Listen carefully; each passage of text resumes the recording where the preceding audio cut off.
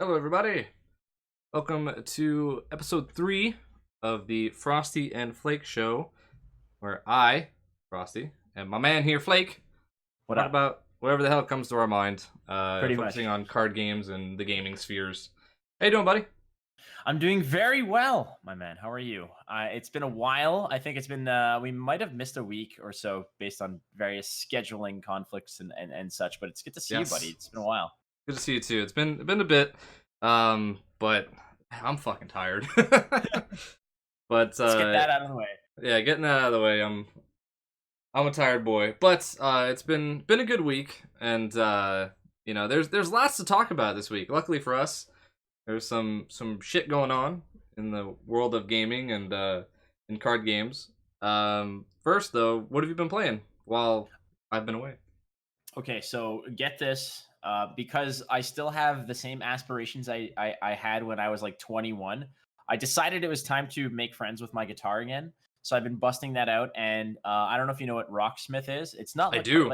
yeah, it's exactly. It's not quite like Guitar Hero because it actually plugs into your actual electric guitar, but it's sort of you play actual songs and it gives you all the chords and the proper fretting, etc. for it, and you play through it. And there's a bunch of mini games for it. So I've been sort of trying to revive my, I guess, who did I want to be back in the day? I think back in when I was like 21 or 22, I was like John Mayer. That's the dream, man. Just to All fucking right. sing in front of thousands of women and just have them all want you. Gotta learn the All at ukulele once. though.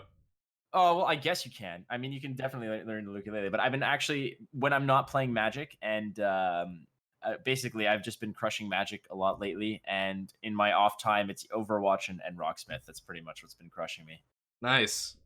Yeah, I've thought about rebuying a guitar and getting back into that because I used to play like 15 years ago, 16 years ago. Well, see, it's a we good could thing. have a band like right now. Like right now, that could be a Yes, thing. we could. I used to play bass, so you could play guitar, I play bass. Perfect. There we go. New content. I know. All we're missing is the ever important thing called skill and talent, but that is not important. Yes. That's what sound mixing boards are for. True. I've been playing a lot of Magic and started getting back into survival games. Started playing a game called 7 Days to Die again. That recently got an update, and they made it way harder. Like, this game was hard, but then they made it like infinitely harder. So it used to be like 9 days to die, and now it's 7 because they're like, screw it, we're just like upping more like 1.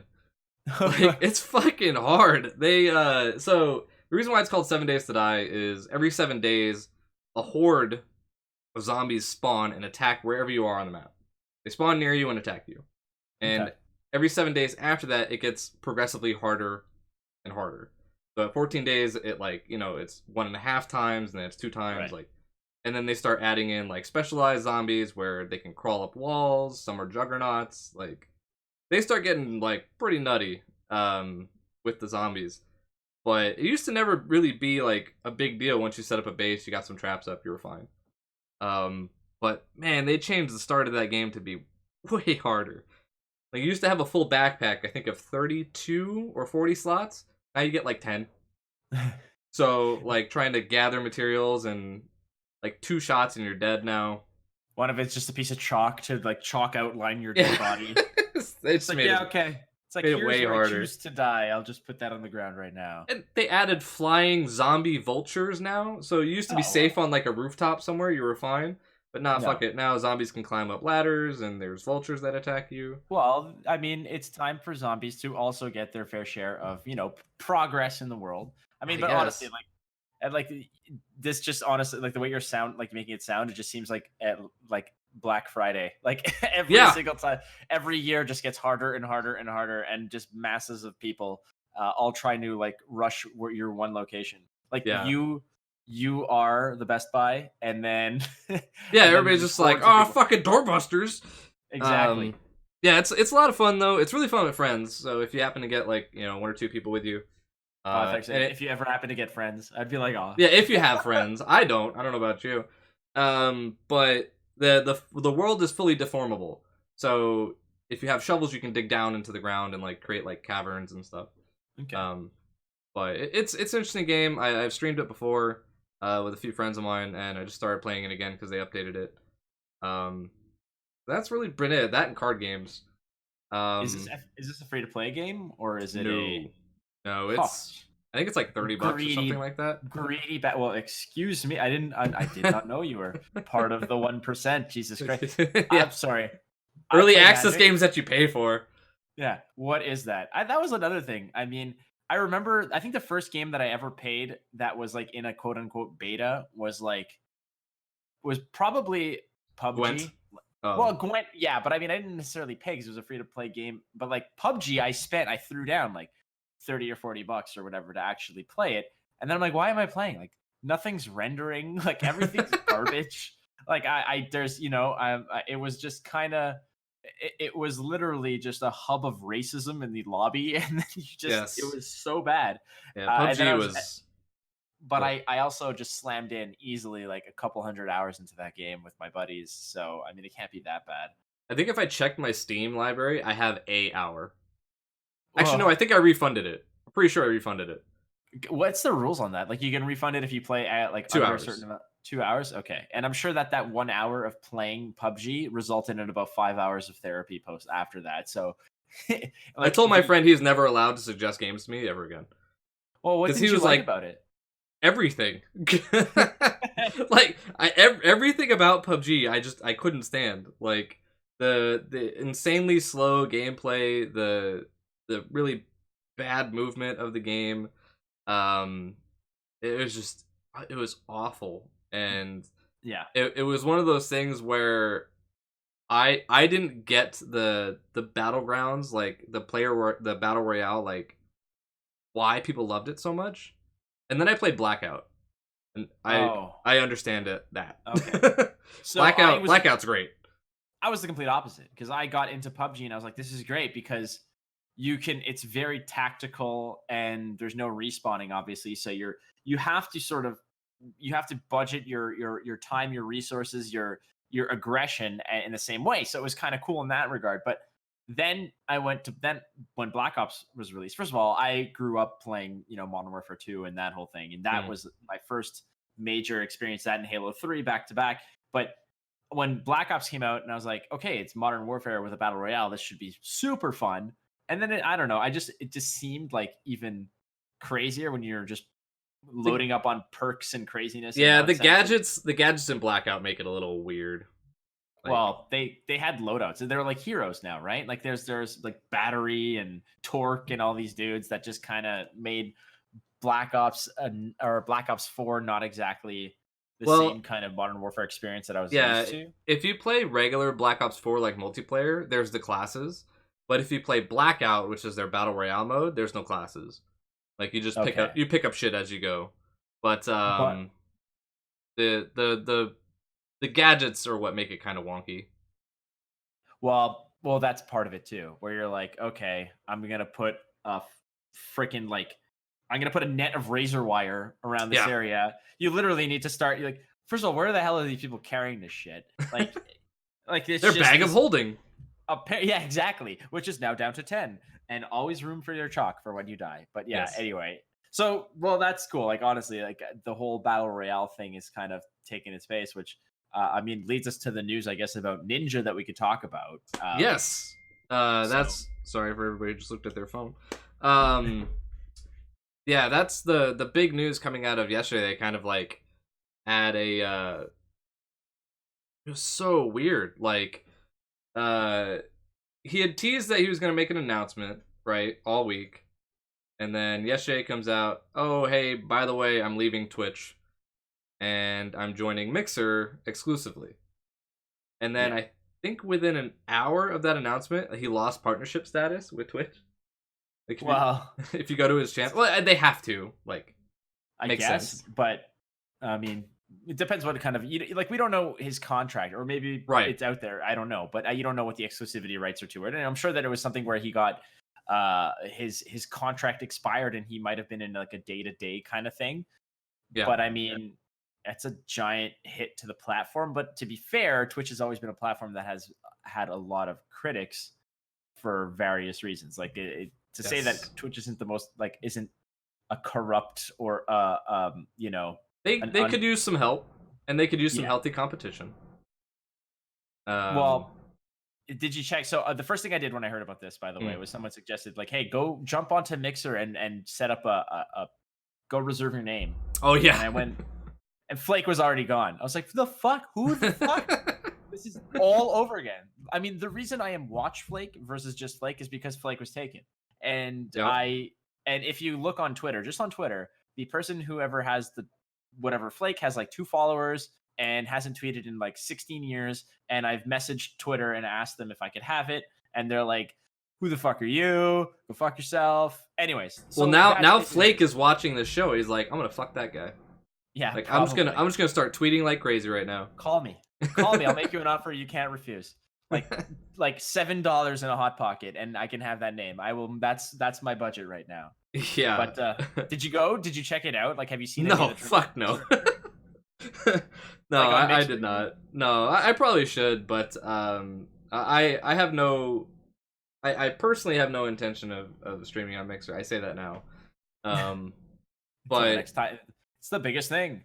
There are rumors out there of potential, quote unquote, air quotes, of what he's actually being, what the contract was for. And the rumored number right now, of course, this is all hearsay. I don't know where this came from. I saw it on the internet.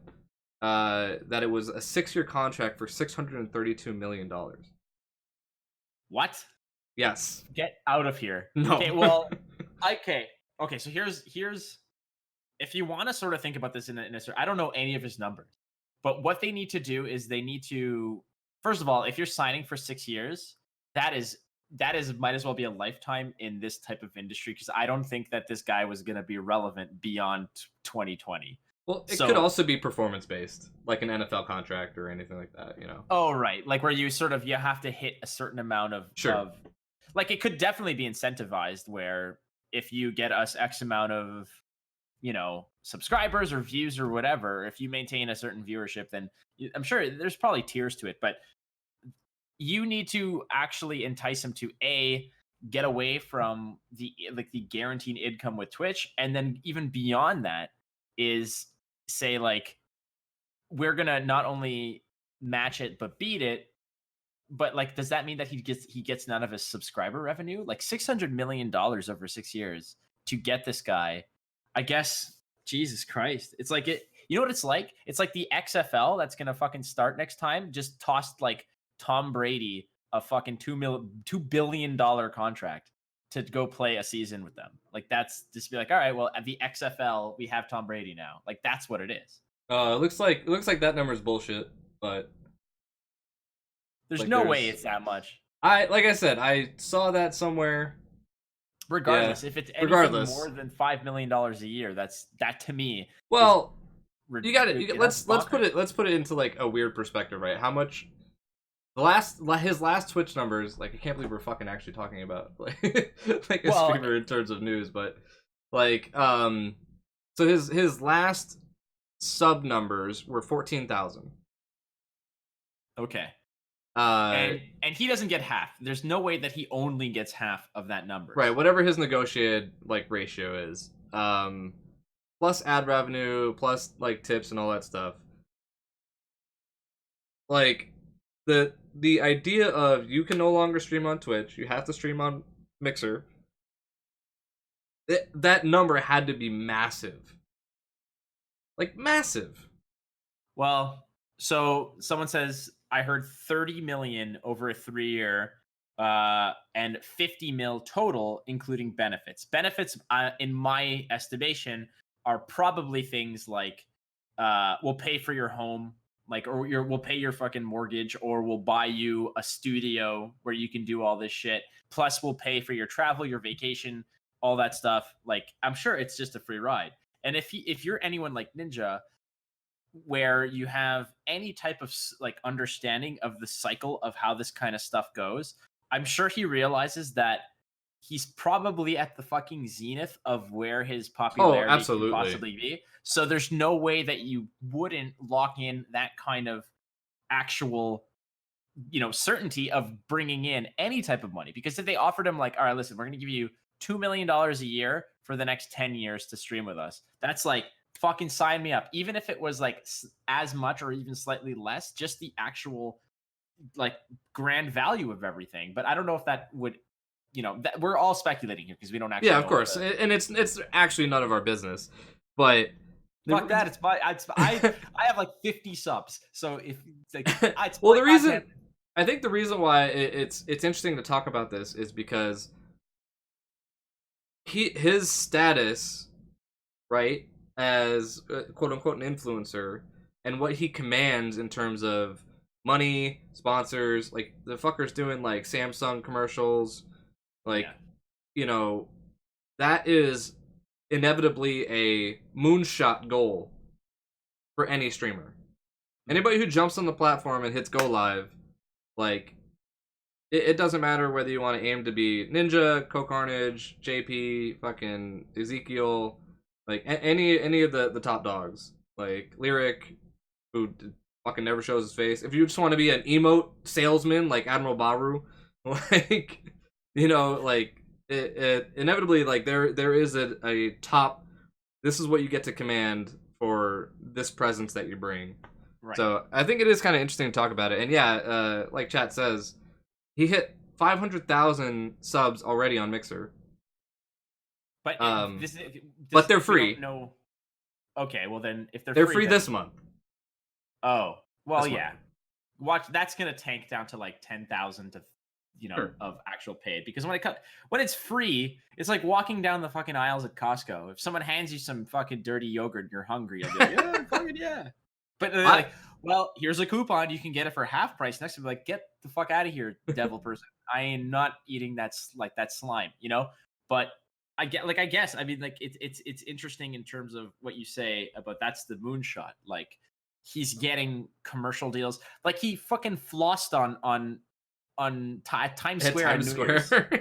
Yeah. Like, who is this punk? And I say that with all due respect, Mr. Ninja, but like, I remember watching him play Halo 2 fucking years ago. Yeah, well, that's it. And like, he's built himself an empire, a brand, and an actual relevance into everything, extending beyond the standard culture of video games. He's now into pop culture. And this is why this is news. This is why we're talking about it, is because he is beyond that. Ninja is no longer just a gamer. He's an actual persona. He's an influencer that extends beyond our, modest realm of gaming. But, and it's huge. And personally, what I think the whole reason of it is not only did Mixer shoot up to the #1 most downloaded app, it was #1 trending on Twitter. Like, they got what they wanted out of it. Of course. Like, Mixer is now in the mouth of everybody who used to talk about Twitch. Well, but it'd be not only that, but think about it this way.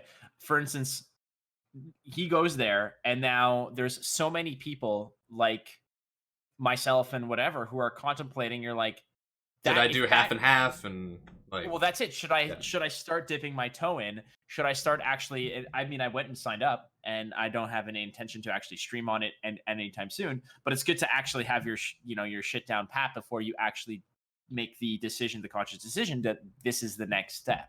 Right. So that you're right. Like, you're spot on when you say they got what they paid for, because even if they throw down 30 million, they got 30 million plus. That 30 million bought them the fucking Tom Brady of streaming and everything that goes beyond that, which is the trends, the this, the that, the downloads, etc. So, and I fucking guarantee somewhere in his contract that he signed, he will have to play exclusive Microsoft games. Like, I guarantee you, when Xbox launches next year with Halo, he has to stream it. Well, I mean, the Master Chief Collection is coming to PC. This could just be a move of like, so he's there now, right? Right. And what's he streaming? I'm sure it's Fortnite. I don't know. He's at Lollapalooza streaming Fortnite Friday, I think, today. Yeah. Amazing. But like, regardless, like, I think that somewhere in his contract that has to be there. But MCC, so the Master Chief Collection has, like, Microsoft has already gone down and said, we are going to be launching the first installment of the Halo series, whether it's Reach, Halo 1, 2, or 3, this year. It's happening in 2019. This could just be the preamble to it, like you said. So they drop the news that he's signed with there. He goes, gets established. He gets a player base, a fan base. He gets a viewership base. The app gets into relevance. I honestly would not be surprised if they drop the news about Halo Reach and when it's going to first be available for PC in like mid to late September for download and play in like mid to late October. Yeah. I think that is actually might be what's going on, or around the holiday season, like by November. Like this is just this is the setup. These are like the dominoes they're setting up to maybe actually at the end of the entire fucking thing is to knock over Twitch to a degree. Right. And like, you know, just kind of sum it all up. Good for him. Like very, very happy for his success. He's worked his fucking ass off for years, grinding, and I think it's good. I think competition is healthy. Twitch has not had a good couple of months in terms of like, obviously they've made fucking billions, but I'm talking about just how they handle moderation, how they've been ignoring requests for certain things. Right. And I think it's good. I think it's good that other streaming services are popping up, and if it takes Ninja moving from Twitch to Mixer to fucking slap them and go, what are you doing? You know, then that's good. That's good for everybody. Rising tide raises all ships, right? So no, you're correct. I mean, this is the sort of, you know, this is the big shake that had got people noticing other platforms, because you can go stream right now on YouTube, but I mean, they're just as fucking grimy as, you know, by reputation as so many other platforms that are out there. This might be a different scenario, but I mean, in the same regard that people might go and move over to Mixer to both stream and consume their content, that might just be because these are people who either are fans of Ninja or play the same games that he does. Yeah. So they want to be accessible to the same viewership that Ninja streams. So it's completely there. Yeah, building communities is the big part of it. You know, people go to your stream, people go to my stream. They know the people who are there. They talk to them. Sometimes they talk to them outside of streams. You know. Yeah. So if I consume just Fortnite content, maybe I don't watch Ninja. Maybe I like watching Myth or whoever. You know, I want to watch Fortnite tonight. I don't know if I'm going to Mixer. You know, I'm just gonna go to Twitch and just click on the first one. Who knows? Right. This might be the situation of like Bing versus Google. Like, yeah, it's there, it works, but no one's gonna fucking go there. Right. Like, so I mean, we'll see what happens. But moving out of general gaming into our wheelhouse, which is card games. Right in.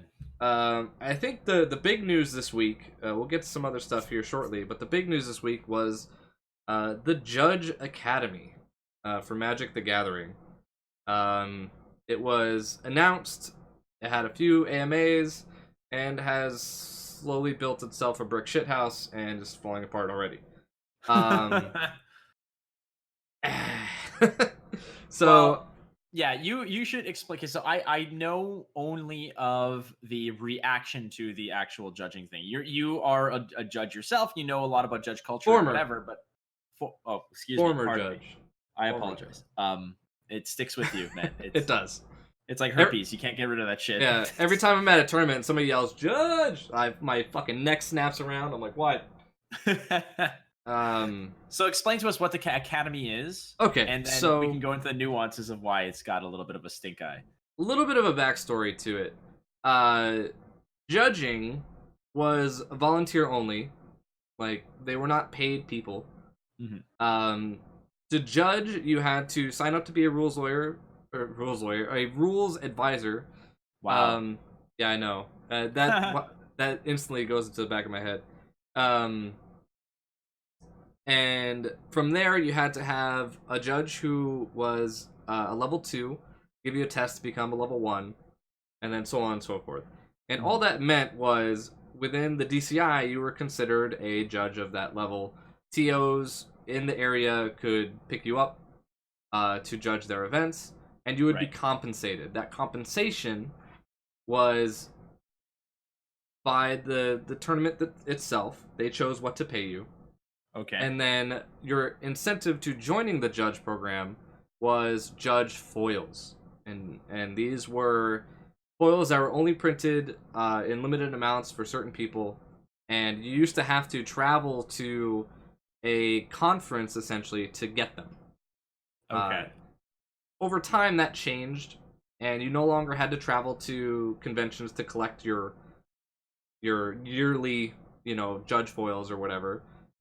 They were I forget the name of the program that they used, but essentially they were given to a higher up in the judge program. It was like a RC, a regional coordinator, or level 3 or whatever, and they would decide who got them.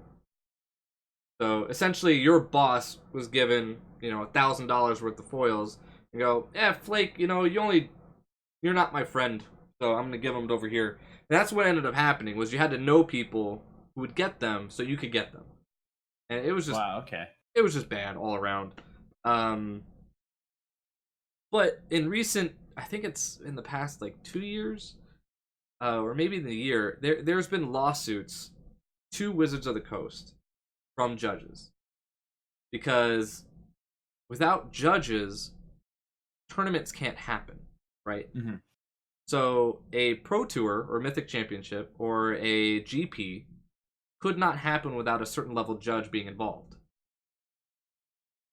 But you weren't an employee of Wizards of the Coast who were running the tournaments. You were a volunteer. So there was some labor stuff going on where judges were saying, no, like, I am working for you, but you're not compensating me properly. And so to kind of separate themselves from this, at least it's never announced this way because Wizards themselves have never backed the judge program in a specific way. It was always, yes, this is a volunteer program, like, it's the DCI, not Wizards of the Coast, like they're separate entities. Right. So Wizards announced the end of the judge program, and the Judge Academy sort of popped up in its place. And the Judge Academy... Go ahead. You have a question? No, I was gonna say, and this is all has sort of occurred over the past like week or two, right? Yes. Yeah, okay. I think the announcement of the Judge Academy was Monday. Okay. And then since then has slowly just in terms of public opinion. But there's reasons for that. But so the Judge Academy is owned and run by, I forget his last name. His first name's Tim. He's the owner of Cascade Games. Which is, a card store, an online card store, and the Magic team and everything. And their official thing is that they certify and accreditate judges. In order to become part of the Judge Academy, you have to pay a yearly fee. Which, this was never asked from judges before. Judges was always a volunteer thing. Right. So now, if you want to be a level 1 judge accredited by this Judge Academy, it's $100 a year. Okay. Your compensation are the judge foils that you used to get for free. Which are supposedly purchased from Wizards of the Coast, but they won't say for how much or if they are actually paying for them. Okay, so let's just backtrack here. So sure. it used to be that it was a volunteer basis. You would go in, you would get your information, you'd study, you'd get tested, you'd pass, you'd get certified as an L1 or whatever. Right. Then you would be paid in whatever way by whatever event that you are working. Plus, there was always the incentive of the specific and special judge foils. However, that was dirty and crooked from the beginning. So getting them was all about who you know. Am I right about this or am I wrong about this?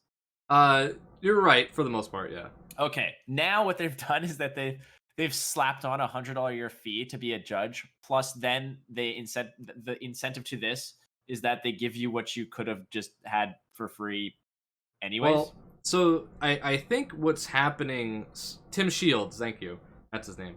I think what's happening is, I think Wizards just put an end to the judge program, or we're going to put an end to the judge program, point blank and period, to kind of course this is all hearsay.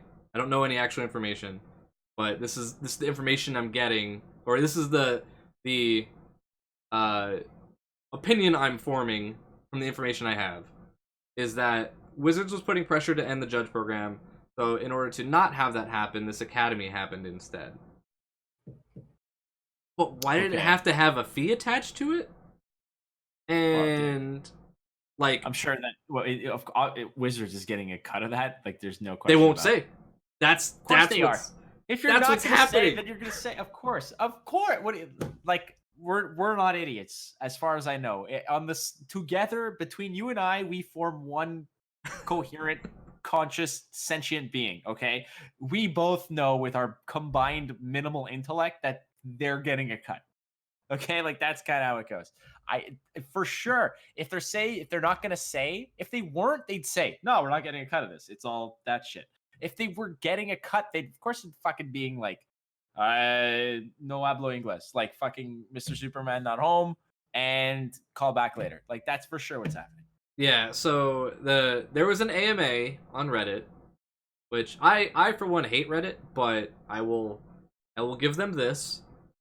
I'll give them this. They hosted they didn't. Somebody from the Judge Academy hosted an AMA, and a former level 3 judge pointed out some very, very, very specific things of, point blank period questions of like, are you going to be completely transparent about where the money's going? Like, how are you getting these foils? And how are you guaranteeing that judges who pay you are going to end up in events? And their answer to all of those was basically like, we don't have to tell you, and we don't know, or not our responsibility.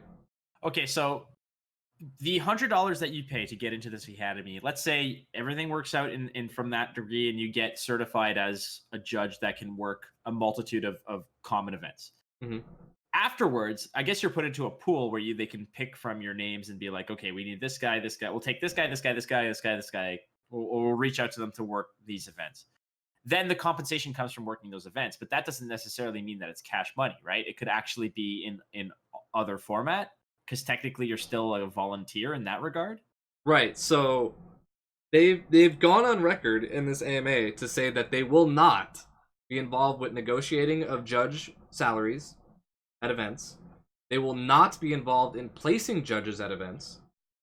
And they will not be involved in trying to find events to place judges within. So all you are paying for is a fake-ass piece of paper that says you're a certified Judge Academy judge. This just sounds like, okay, I'm not accusing this of anything, but a long, long time ago, I remember I was dragged by a friend to some pyramid scheme shit, and I remember because they did this whole presentation. Would you like to say Mary Kay? It wasn't Mary Kay.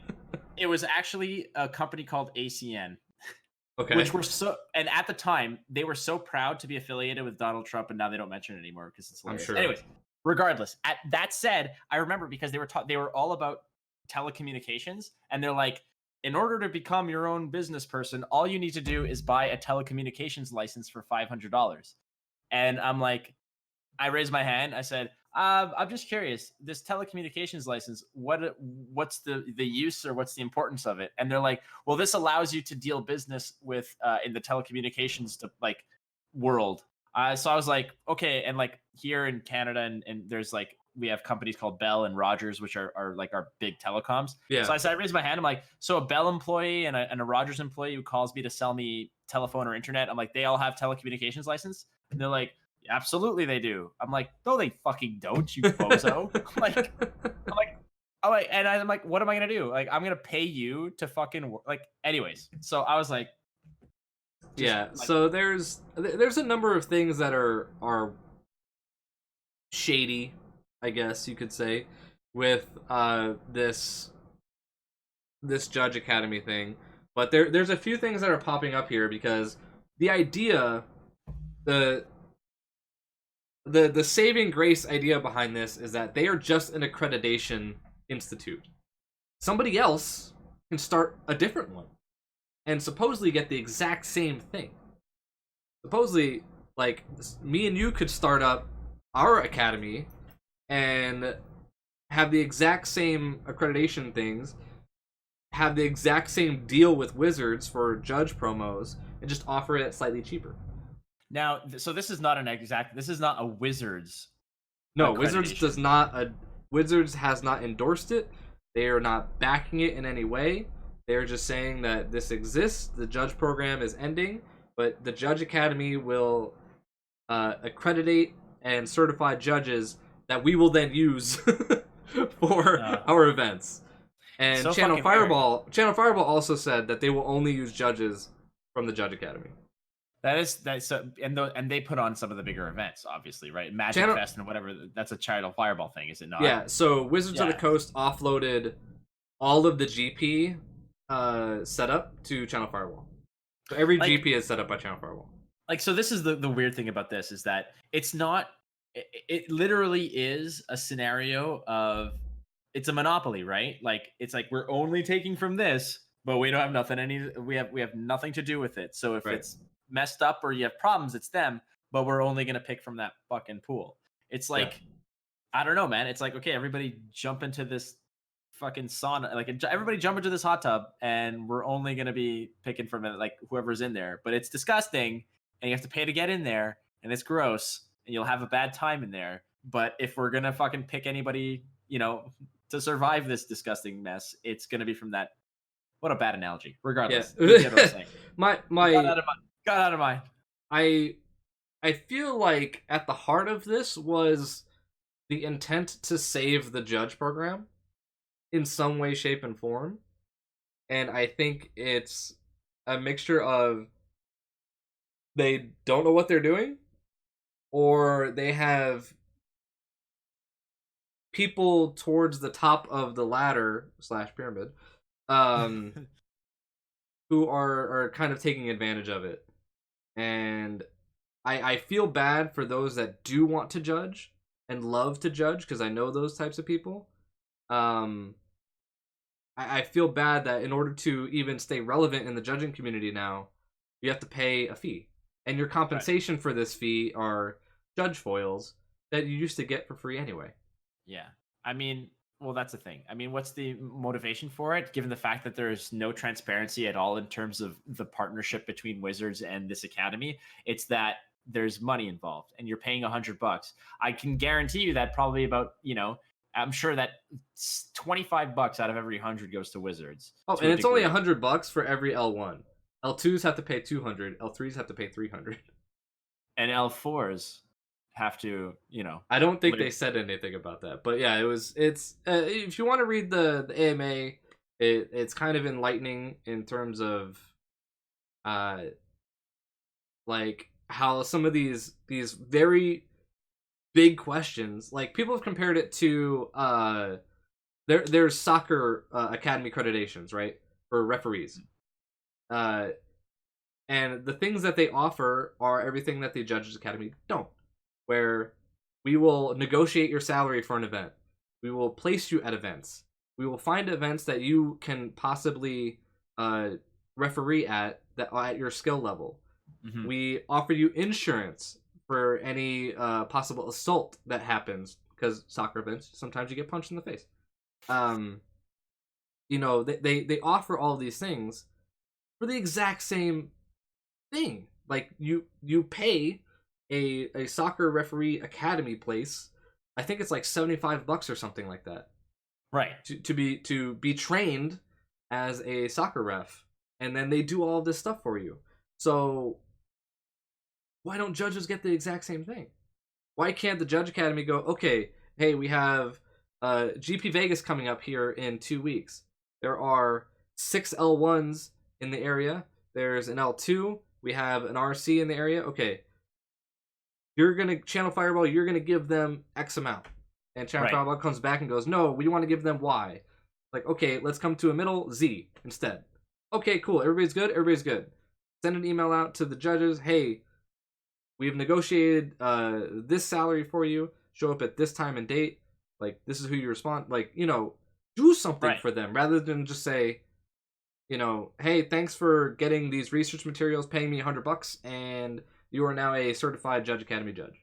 Well, the reason why, that's the thing, and the reason why they don't do that is because there's not like a judges union. There's no actual representation for these people. Right. They're at the mercy of being hired by these entities or companies that put on these events, because there's no alternative. Because you could be a fucking, you could build a bridge, like be your city's bridge builder, like the fucking best engineer at building bridges. And if you're treated like shit over there, you can take your skills and go elsewhere and build it's the same fucking scenario of building a bridge here. But if you're an L1 in Magic or an L2 in Magic, it's not like you're gonna be like, well, fuck this, I'm gonna go be an L1 in Pokemon, or gonna be an L1 in Hearthstone, or be an L1 in Gwent. You're really fucking you are roped into that world. You're pigeonholed into that particular game. So there's no power if you're a judge in that regard, because Wizards is just going to call if they're like, well, there's no judging academy, and in what it sounds like is that there was this like secret fucking shady deal that went on, and said, okay, you guys make this academy, you guys pick up some money, you kick it up to us, and then we'll say that we're only picking up judges from these areas, or from your pool. There was a few other things that kind of like set off red flags for people. One is that the Judge Academy registered as a for-profit company. It registered as a business, right, rather than a non-profit. Because they know that if they don't, they're going to jail. Yeah, right. Well, like if their reasoning is that this shit's the kicker.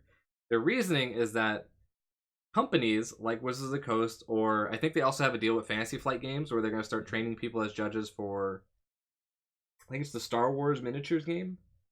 Okay. I think. In any case, like their reasoning for not registering as nonprofit is that companies like Wizards of the Coast and Frostie Flake have a certain amount of money that they can give to nonprofit organizations, and they don't want to compete with places like Red Cross. That was legitimately their reason, is that the Judge Academy will compete with Red Cross as a nonprofit.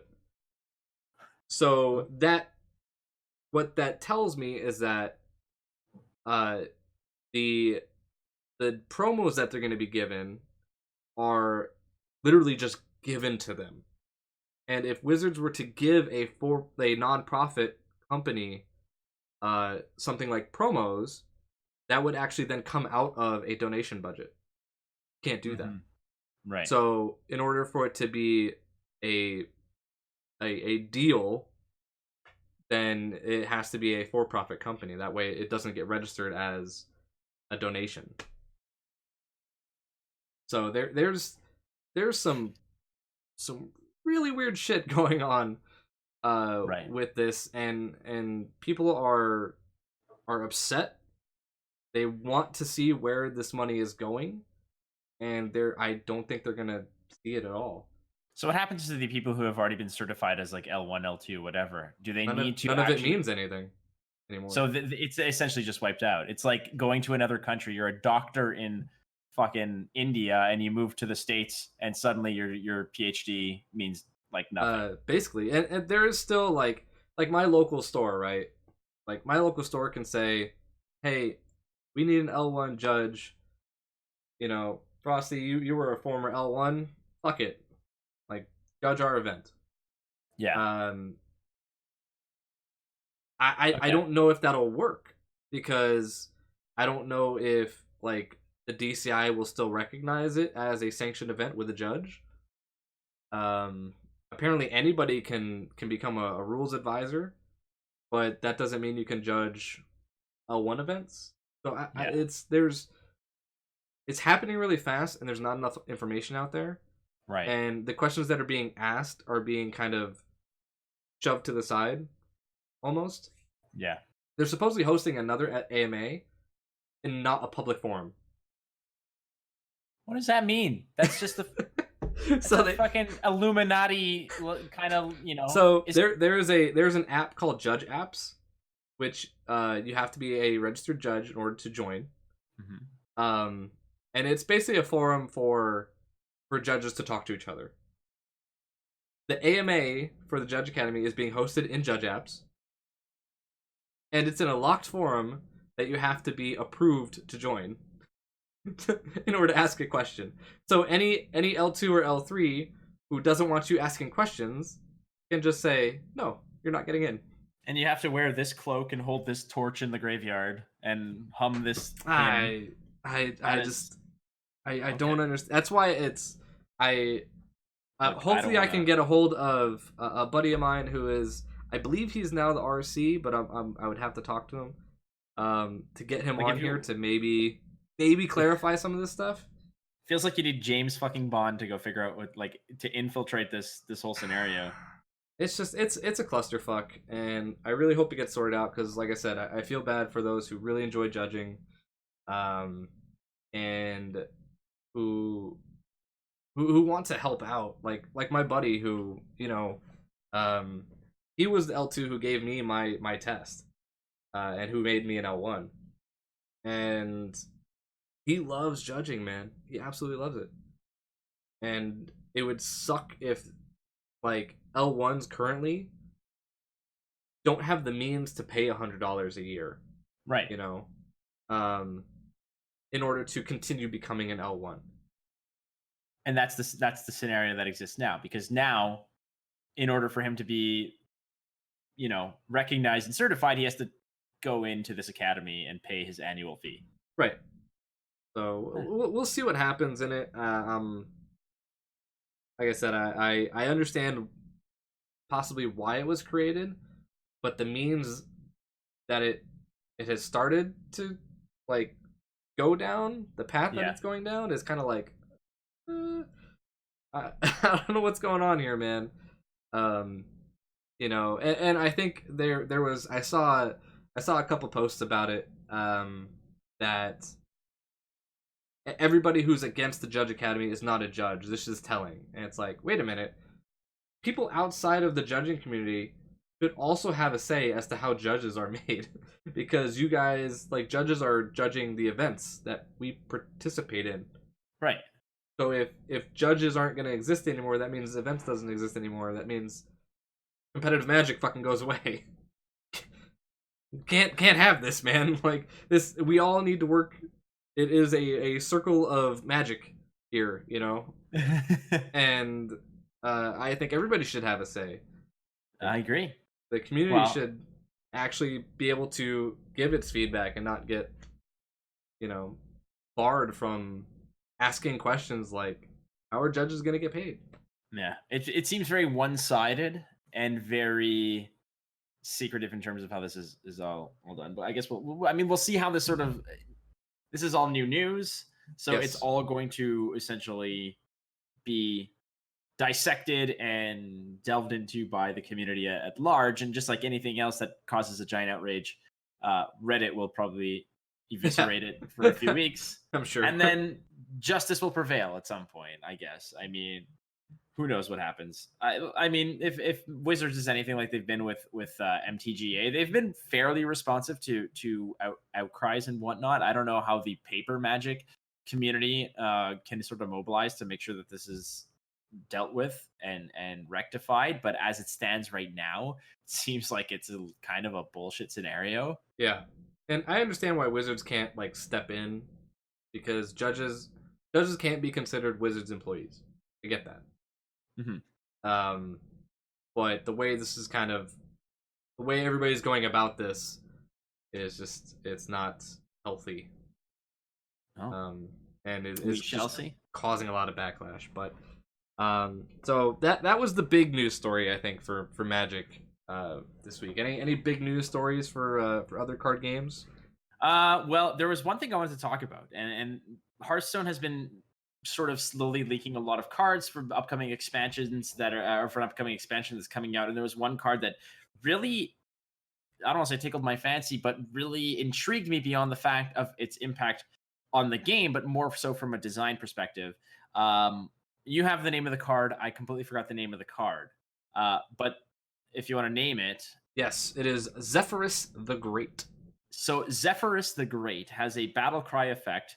And of course, the battle cry, for those who are not necessarily aware, it's an effect that occurs when the card goes from your hand onto the battlefield. So the battle cry effect is create the perfect card. Is it if you're losing, or is it? The exact wording of it is, if your deck has no duplicates, which that's a theme, the theme for this expansion. Wish for the perfect card. Now I believe it gives you a choice between 2 cards, 2 or 3. I think it might be 3.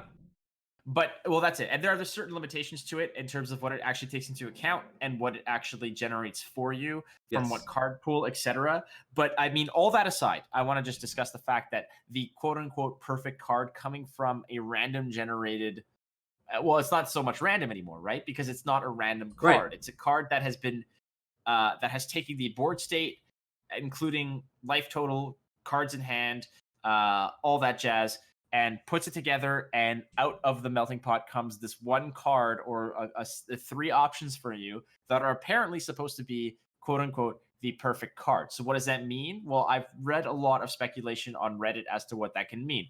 Are you up in life but suffering from card advantage? Here's draw 5 cards. Are you, are you fairly equal on the board and in life state? Well, summon a gigantic minion or something along those lines. But I want to know how far, game intelligence has gone and AI has gone. I know that a lot of people who play shooters, like FPSs and such, and RTSs are always talking about AI and how AI is always something that people strive to Yeah. increase. And how has that now affected something like a card game? Because I know that in every single card game I've ever played, it's usually fairly simple in an even keeled, even state on both sides, without the computer getting a heavy advantage. You can crush a computer in no time. But now apparently the AI is so smart and so intuitive that it can actually evaluate the board state and give you the perfect card that can give you a significant leg up, or at least put you over the top of where your opponent was prior. Right. That's insane. Yeah, it's actually I'm a programmer, and a majority of my community is as well. The actual programming, like that would have gone into this card, is nothing short of a fucking miracle. Well, yeah. To be able to, in case you're wondering, like what it evaluates, there's a list of it. So it can only look at the basic and classic sets of Hearthstone, so no expansions, which have some really good cards in it. It looks at the current board state. It will not look at your hand. It will not look at your opponent's hand. It will not look at any secret information such as what is in your deck. It considers your hand size. It considers the mana costs and how much mana you currently have. And it will not generate any bounce effects. So it won't generate a bounce effect to bounce itself back to its hand and go again. Mm-hmm. But like that's still a shitload of information to pull into an algorithm to go, okay, here is my array essentially of every card in the basic and classic sets of Hearthstone. Here's everything they can do. I need to find King. I don't think King Crush is actually classic, but like, yeah, he is. He's from the. Well, he's from the. Is he classic? Yeah, I think King the Crush is classic. 8/8 with charge. Yeah. He's classic. Anyway, like to be able to go, okay, I can kill my opponent this turn if I find like swipe. There we go. Boom. Like, okay, here's swipe. Like that's insane. Like, well, I wonder, does it pull from other classes if you're, let's say, because this is a neutral card and the card is actually fairly cheap. It's like 3 mana or 4 mana. I would think it would take into consideration your class. Yeah, but I mean, put it this way: if your opponent has a board of taunts and 5 life, and you've got no minions, generate your perfect card could be a fireball. If you're a mage, let's say, exactly. Your perfect, well, that's it. Your perfect card can be, a Holy Nova. Your perfect card can be to clear the board to do. There's so many that can actually. This is what intrigues me, because I guarantee you, as soon as this card becomes playable, there are going to be videos that come out of, where it's like, okay, yeah, thanks game, this was not the perfect card, or thanks game, this is not what I needed. Where it's let's say it's your opponent had 4 life left and a board full of minions, and you're a mage, and instead of giving you a fireball, it gives you a flame strike, and you're like, that's not the perfect card. I could have killed him with a fireball, but you gave me a flame strike. Right. Like these are the kinds of things that I guarantee you the videos are going to come out and people are going to start going crazy, but you should probably assume that Blizzard went fucking haywire uh, testing this card, and I'm probably sure that this card was in somebody's mind like 2 years ago, and it just never came to fruition up until now. This was probably the card that they were play testing the most, and it just never quite felt right, because I guarantee you that also this card probably was meant to include all standard legal cards, and if you put it in wild, it would include all wild cards. Yeah, that would be nuts. Now they had to hone that down. They're like, let's just shave this fucking nightmare down to a finer point, because we cannot fit all that craziness into one thing. But holy Moses, like you said, like it's a minor miracle to actually get this off if it actually works. But man, am I like this is trying this one card is like, hey Flake, go play Hearthstone. Like go fucking play Hearthstone right now. Like go I am definitely gone. I'm in on this new set. It looks pretty nuts. Right? So chat posted an article of the items we know about Zephyrus. So here's what is known about Zephyrus. Its battle cry is actually Discover, so it gives you 3 cards to choose from. Okay. They can be any cards from basic or classic sets and from any class. Oh man, it's okay. That is much better. The one limitation: Zephyrus does not offer you cards that allow you to replay it. So no bounce effects. There is a complicated algorithm behind Zephyrus that attempts to determine the best possible cards for your current situation. Looks at your mana, board state, classes, how many cards each player has in their hand, but does not look at what cards you have in your hand. Okay. And the other side of this is how many of this is literally going to be just pulling a fireball, like literally. Oh, I'm sure a ton of it. I guarantee you, like most of the time, you're going to be playing this because it's a guaranteed generation of a fireball. Like. You're going to play this when your opponent is down to near lethal, but has a significant board and you just need to burn face. This could be a really cool card for, I don't know, like Hunter or whatever, who just pulls the extra kill command out that they need, the fireball. I mean, there's so many options. So it will always look for lethal first. Oh, so it's a fireball generating card. It's a fireball generating card. Yeah, it will always look for lethal. It is risk averse, so if there's any way to have 100% lethal, Zephyrus will give it to you. But it does not look at the cards that are in your hand. So say if your opponent's at 12 life and you have Fireball in your hand and you play Zephyrus, it might not give you a Fireball. Okay. So you have to play Fireball first and then play Zephyrus, and then it'll go, oh, you have lethal, here's a Fireball. Okay, so there's at least a little bit of room for fucking up. Well, yeah, because if you can... No, but this is where the interesting math comes in. Because let's say you're playing with a pool of 10 mana, and Zephyrus is just a 2-cost card, which is fucking ridiculous, by the way. 2 mana to give yourself 8 mana to fuck your opponent. That's insane. Regardless. Here are some examples of what might happen, or what will happen. Yeah. If your opponent is Lord Jaraxxus, Zephyrus will always offer you a Sacrificial Pact. What? Oh my god, that card is dead now. If you have Jaraxxus is dead. If you have a frozen minion that could hit for lethal, Zephyrus will offer you a silence. In one of the pre-release streams that were shown, there was a situation where the opponent was at 7 health, had a 1/1 minion and a 3/2 Ziliax on board for a total of 10 health. The player had 2 attack on the field. Zephyrus did not offer an Avenging Wrath, because if it does not hit Ziliax, it will not be lethal. Instead, Zephyrus offered a Pyroblast, which is lethal the following turn. They honestly created the first ever, I don't want to say must craft, but if you do not... Oh, it's absolutely. You have to play this in every deck. Because there's no reason not to. The limitation is the no duplicates thing, right? But who cares? Well, no, but I'm almost certain that they pretty much just took away the whole well, fuck it, you don't need to play 2 of everything. Here's how it goes. Because Reno Jackson or Kazakus, remember Kazakus? Make a potion. Make a potion. It's and that I thought was that's fucking insane. But you could still low roll on that because you were getting you're mixing 2 potions, and it was 3 out of 5 choices combined with 3 out of 5 choices. Right. So there's a chance that you weren't going to get that one thing you needed. But this is literally get what you need for 2 mana. He's a 2 mana 3/2. Oh, the stats could literally be the stats would.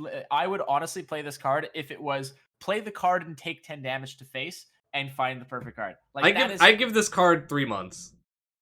Until what? They nerf him into fucking oblivion. No, they won't ban him. They'll make him like a 6 mana card or something. No, he's gonna. Well, 2 mana is nuts. In my mind, this card is like a 4 mana 1/1. Like that's what it is in my head because you're already playing with a pool of 8 mana, which could in itself be a King Crush. It could be a King Crush. King Crush is 8 mana. Yes. What the fuck? Chat's saying 2 weeks. So there's more in this article though. So Zephyrus will emphasize cards that you can play immediately. So it does take into consideration your mana. If you play Zephyrus on curve on turn 2, it will just offer you some good 3-drops. If you are low at health and want to become Draxus, spend some mana first to incentivize Zephyrus to look for more cards for the next turn. Under the hood, Zephyrus runs simulations, but is not a machine learning algorithm. As you learn what Zephyrus likes to offer you, you can be confident that this knowledge will remain useful. So basically, like, you can force it to pick a very specific card. Right. Okay, I feel you. By sort of tailoring how you do this. Right. It's like, how you play. I want a burn spell, or if it's like I want a card draw spell, so I'm gonna dump my hand of little shit and then bring him up so that next turn I get a sprint or something like that, or he pulls up a sprint or something. Okay. Still, I cannot get over the fact. Like, Reno Jackson as an incentive to really limit your deck building abilities by doing one-ofs was in itself a pretty powerful scenario. And even then, it was overrun by you needed to draw it and you needed to survive Pirate Warrior in order to get there. This is a whole different fucking story. This is you can drop this shit on turn 2 and maybe draw a board wipe of a fucking aggro deck, and then you're good to go. I can't get over this card. And this is literally going to get me to update Hearthstone and probably dust everything in Wild so that I can be standard legal and play this fucking thing. Because this is going to be like there's a lot of implications with this card. I think it's fucking awesome. I think it's great that Hearthstone has the ability to do this. No other card game, I think, would ever even come close to trying to do this, right?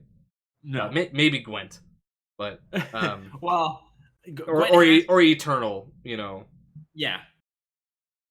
Play this shit in Wild with Kazakus. Oh, and Bran. Oh no.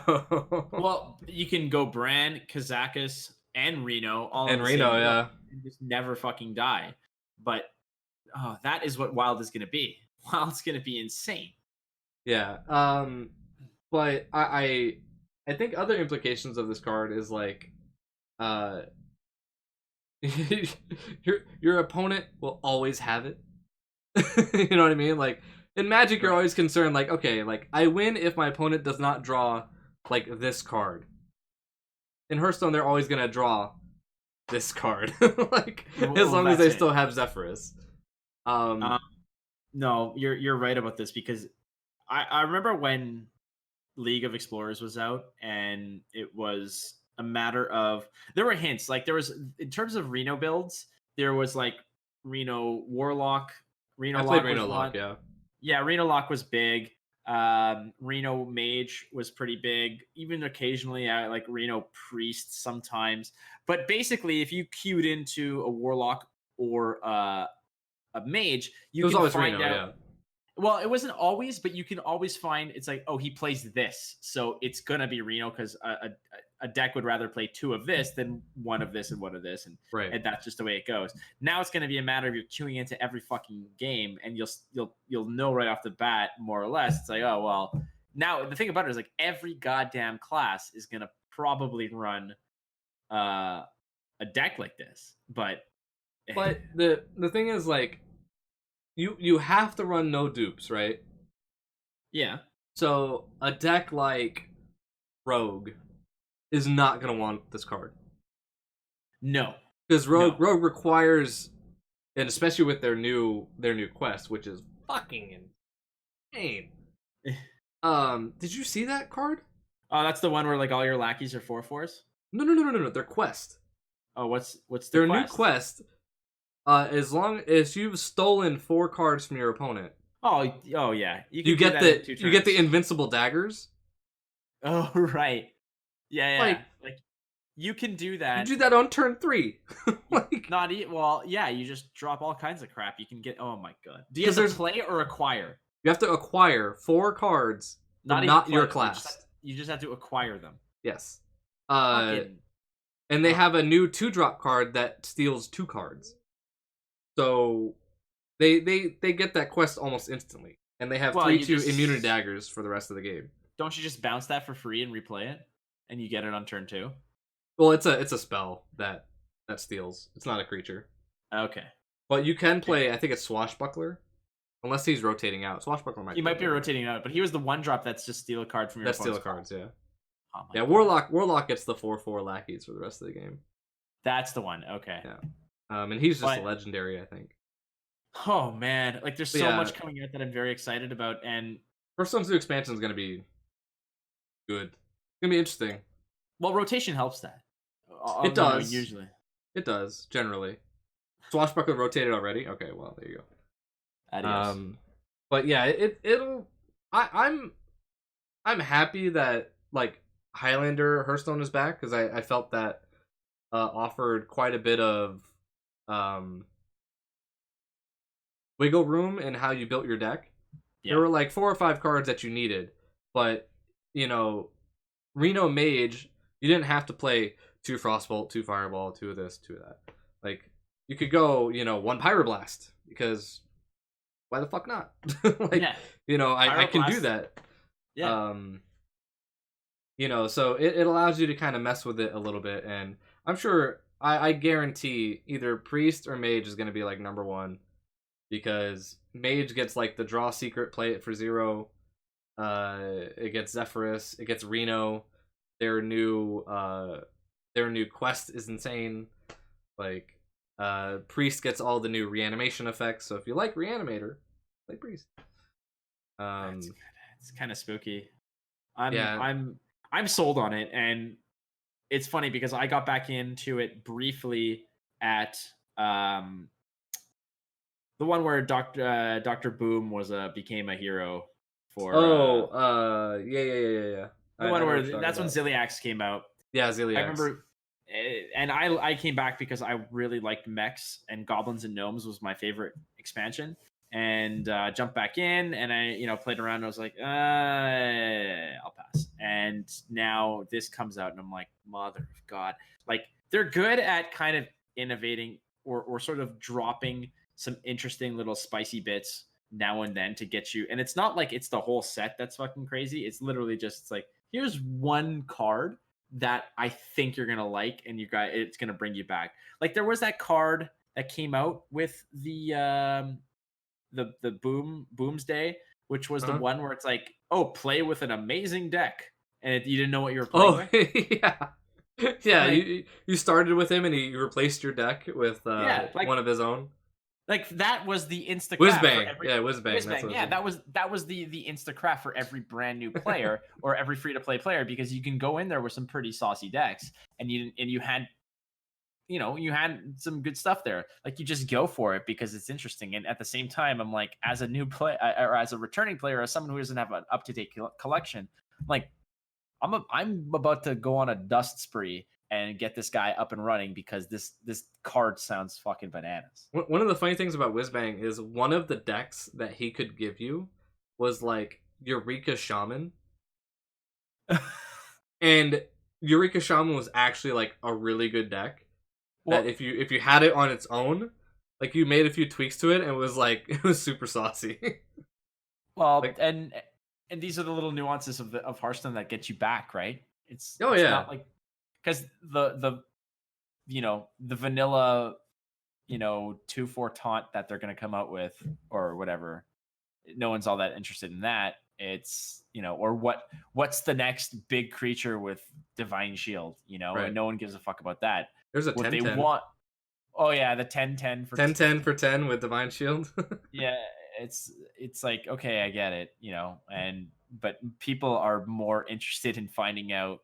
It's like, what are the really fucking cool cards? Because they came out with a card I remember a while ago where um it was like a five it was like a 5/10 taunt with hexproof, and I'm like, this is insane. I forgot what I think it was 5/10 taunt with hexproof. Either way, you had to bust it down with creatures. There's no other Mm. way to mess around with it. Yeah. But and now there's a card coming out as an 8/8 with a death rattle, draw 8 cards. Yeah. I saw. Like that's pretty sweet. And this, I think, this is the problem that Hearthstone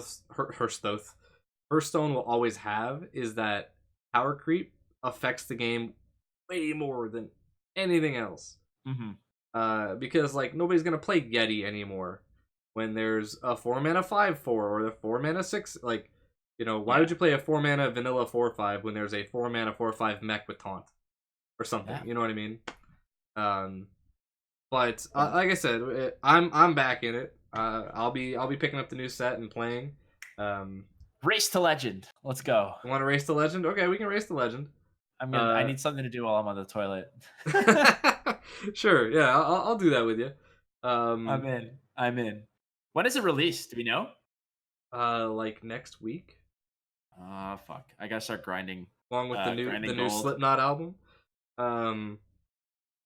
But any other like card game news? Oh, there was some spoilers today, I think, for Magic on Commander 2019 or EDH 2019. If you play EDH, like, you're super looking forward to some of this stuff. If you're not playing EDH, then you don't really give a shit. Because these cards are, I think, only legal in Legacy. I don't think they go into Modern. Although chat would have to confirm on that one. Yeah, I'm not too sure about the actual legality of what formats that they can sort of slot into. But looking at some of the cards are kind of cool. And again, a lot of what they just came out with are what they've sort of teased are commanders, like legendary creatures that you can. Yes. And they dropped like a new land, and there was like a blue instant. It's, you know, return a commander to the command zone. Right. Yeah. And I don't play much Commander. I've played like maybe 1 or 2 games of Commander. I've played a handful of games of Brawl with you know, like in person at my LGS, and I really love that. To me, Commander 100 cards is a little bit intimidating at times, but I do like the format. I think it's something that I'm going to be getting into, and the fact that they kind of they come out with standard sets, they come out with stuff for Modern, and then they drop things and little nuggets for fans of EDH. It's kind of cool that they do that. Yeah. So. Yeah, I'm pretty happy that they're like, I'm happy and unhappy with it at the same time. Of like, they support the Commander community by printing stuff only for them. Like, this is for you. Like, it isn't legal in any other format except Legacy, but like, nobody plays Legacy. A bunch of people do, but Wizards likes to think that nobody plays it. You know, and that's great for them, and I'm happy for them. But some of the implications that it has of like I think his name is Ixidor. Fucking like insanely old card. There's a mechanic called Morph, which had come back to Magic maybe like, I don't know, 7 years ago or something like that, 6 years ago. And one of the new commanders deals with Morph. And like, one of their big things is that face down creatures cost 3 less to play. Well, to morph a creature costs 3 mana, so your morph creatures are free. Okay. Flashback, I think about, I'm gonna say 17 years, maybe around 2001, 2002-ish era, was when Morph came out, and one of the cards is called Ixidor, and he was just a blue legendary creature that your colorless creatures got +1/+1, and then you could pay a certain amount of mana to flip a face-up card face down. And a face-down card is a 2/2 morphed colorless creature. Okay. a fucking quarter rare. People have hundreds of them in boxes because it's a trash ass rare. It was never played. Like it's garbage. Now he's like $20 because like this fucking they print these things to pump up mechanics, and people race back through the catalog of Magic and go, oh, EDH players are gonna want this guy. I'm gonna fucking buy thousands of them at a quarter to just drive the price spike up. And I feel bad for EDH players who are like, I really want this one land. Or my biggest example is Cyclonic Rift. Is an instant that bounces a card, but you can overload it and bounce everything. It was a 50-cent rare. Now it's like $35 because it's the best blue removal spell you can find for EDH. Because it doesn't target anything and it bounces everybody at the board. Oh yeah, and it's like it's an AoE for everything but yourself, right? Right, and it's just like, fuck, man, like, whenever Wizards does this, where they print like brand new things that don't touch any other formats, that are very specific to a niche audience, it forces up other things, and the people who are going to want to play the more legendary, they're going to have to go back through the Magic catalog and go, oh yeah, Ixodor, I'll look it up now to see how much he's grown to. I think his name's Ixodor, here he is. Yeah, like prospecting these cards has always been a difficult thing to do, and it's just like any other commodity, right? Like you got to sort of gauge on it. The thing about Magic is that Wizards can just decide that we're going to print a card X that suddenly makes all these other penny rares very, really good, very desirable. Yeah. And then they just come back to the fold. Like to me, it's just sometimes I feel I'm like, shit. I just sold. I remember back in when M19 came out, I bought like 4 Banefires for $1 each because I wanted to make a weird Banefire deck. And then a couple weeks later, it was in a meta and around my area, and they were buying them for like $8 or $9 a piece. So, and I was like, oh, these are only going to go up, and I hung on to them. But at the same time, I couldn't get rid of Cleansing Nova fast enough. I just kept opening packs. And then I ended up finding someone who was going to buy them for like $2 a piece. And then they were needed for a certain deck, and then I could not buy one for under $5 or $6. But I'm like, fuck! I'm so bad at stocks. This is why I don't do that shit. Yeah, but still, as somebody who paid their way through college as a backpack trader, where I would travel to events, I would buy and sell cards on the floor, and I would always try and get extra value for it. This card is. You could buy it over there at the booth for $2. I'll give you 75 cents for it. Right. That type of stuff. And it was fine. But I'm talking, 12 years ago? Yeah. That I used to do this. And it was never anything insane. We were just, random backpack traders that you needed Cleansing Novas. Like really badly, and I didn't want to buy one for $5, but I have, $5 in quarter rares. Okay, here you go. I'll take them from you. Right. Like, that type of stuff, and just over time that has kind of blown up into this MTG finance thing, where people are treating cards like stocks, and wow. It's gotten to the point where even I'm like, yo, this is fucked up. These cards are not worth this much. And what's funny is that you're saying that. Like, first of all, I picture you in like a trench coat and like just opening it up, and there's like you have all the cards there, right? Like, what are you buying? Like, what are you selling? Are you here? Yeah, are you here for the Rolexes or are you here for the Magic cards? I used to do this actually when I would go to. I was at a time a huge comic book collector, and I have a very extensive collection of Amazing Spider-Man comic books. And when I was going to various conventions, a lot of what I would do is, first of all, I have to pay to get into the convention. So in my mind, I'm like, I need to kind of like win back some of this money based on my entry fee. So we used to have, they had Fan Expo in Toronto is the third largest comic convention in North America after San Diego and New York is Toronto. And so I'd go there, I'd get a 4-day pass. The 4-day pass would cost me like, at the time, it used to cost me like 80 or 90 bucks. So I'm like, all right, I'm here for 4 days. I'm going to have a good time. But at the same time, I want to see how much money I can kind of save by, I'm here to buy comics, but at the same time, I'm here to. So you go around and I knew more or less what comics are valued. And I'd go through all the bins and I'd be like, this is significantly underpriced. So Right. like, you go and you buy a whole bunch of comics. I'm like, listen, man, I'm like, how much for this bundle out of there? I'm like, they're all in there for like $2 a piece. I've got like 14 of them. Right. I'll give you like, I'll give you like 25 bucks, or Sure. like 20 bucks or whatever. Sure, no problem. And then you go take that comic and you go to the guy over there who's got it on a wall for like 30 bucks. And I'd be like, listen, man, I'm like, can I trade this in?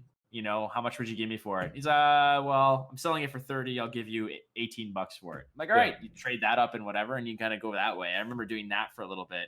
And eventually in my mind, I'm like, I gotta fucking pay down this $90 entry fee based on being like like you, man, like just kind of going around and being that kind of crafty, shady kind of comic dealer. But at the same time, I'm like, I know how much you're upselling this or you're overmarking this, and at the same time, I'm not stupid, so I'm gonna take a deal where I see one. Yeah, and the thing that like me, I was, it was me and a few others. We would meet at every event on like kind of the West Coast, and two of them ended up opening shops. Like, if you're in SoCal at any point, Tier 1 Games, shout out to my buddy Damien. And we had a moral code, as it were, where we never lied. Never lied about what something was worth. We never lied about what we would give them or anything like that. If a card, would sell at a booth for $5, say, look, it's selling over there for $5. I'll give you 3. Or they're buying it for $2. I'll give you $2.50. We never lied, and I think around the time that I stopped, because I started working at a card store actually, I couldn't do that anymore, and around that time, they started to become, it started to have a negative connotation to it, or oh, he's a backpack trader or he's a value trader, he's gonna rip you off. Don't go to him.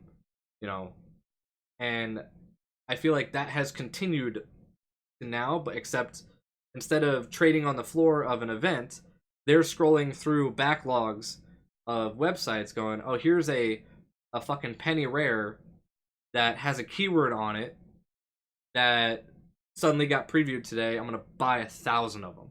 Yeah. And I'm gonna drive that price up as far as possible, so that when poor little Timmy, who has their Morph EDH deck, comes to me, Ixidor, that, you can look at the trends, where I think Ixidor's trend was like literally nothing, and then today spiked up because somebody bought thousands of them online. Yeah. And is now relisting them for as much as they can. You can currently buy them, I guess, for like $6, $6 to $10. But it's just that shit irks me. You can honestly just Google the somewhat defunct or in stasis card game Artifact and the character called Axe, and just find out exactly how that. Just watch that go, boom. Yeah, that happened, and like the spike of all spikes, because certain streamers were like, "This card's fucking amazing. I'm gonna buy them all," and then the game tanked, died. and then so became a meme. Exactly, a little bit of humble pie at that point as well, but. Regardless, I mean, it's like any type of stock, right? It's all about prospecting them and buying the supply while they're there. I mean, some people are out there to make money off of it, and for some people, it's not just about, like I'm lucky enough where like my LGS is very generous with their time and their you know, they're there to make money, but they're very fair and honest and inclusive and good. But then there's the people who is like, I'm gonna buy it at the very lowest and I'm gonna sell it at the very highest, and I don't give a fuck who you are, what you do, or whatever. I respect the hustle. Everybody has to have a side hustle. I respect it. I have a disdain for some of the practice, I guess. Would be the thing. And I don't even fucking buy cards anymore. I don't fucking care. I shouldn't have a horse in this race, and yet I do. Yeah. But oh well. That was pretty much it for like card game news, I guess. Yeah, man. I'm good. I think this has been a pretty solid episode of just shooting the Frostie and Flake breeze. Yes, the amazing breakfast breeze, as we call it. Breakfast breeze. Thank you so much. Sounds like a protein shake that goes on the side of your cereal. Oof. Oh. While you're enjoying your Frostie Flakes, have yourself a breakfast breeze. Along with a Baja Blast. But before we go, let's do some shout outs. Flake, my man. Well, you're up. Well, thank you. Again, I will always and forever, first shout out always goes to my handsome and capable co-host, Frostie, as well as the chat for keeping us well informed and on the level with all the little nuances of information that we might have missed, and being more specific, as well as I am going to shout out today to the I don't even know. Let's just shout out to the Montreal Canadiens Hockey Club for finally letting me be a season ticket holder a couple years ago, and for continuously jacking up the price of their season tickets. So thanks for that very much. Awesome. And of course, you guys know me, Frostie here. You're watching it on this channel. If you did miss anything, of course, it will be up on YouTube and Spotify over the weekend while I watch EVO. It is EVO weekend. Maybe we'll talk about that next week.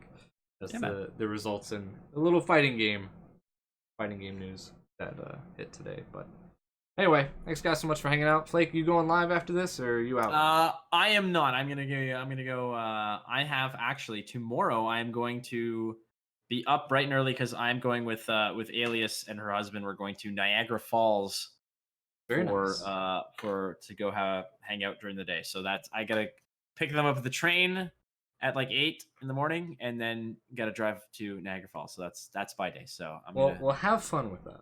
I will, man. Thank you. I will not be streaming as I have real life shit to do. Unfortunately, that's the fucking thing of the week, man. Real life shit to take care of. I swear. But I'll be back Sunday night, so for sure. Thank you guys all so much for hanging out, and I'll see you next time. Yeah.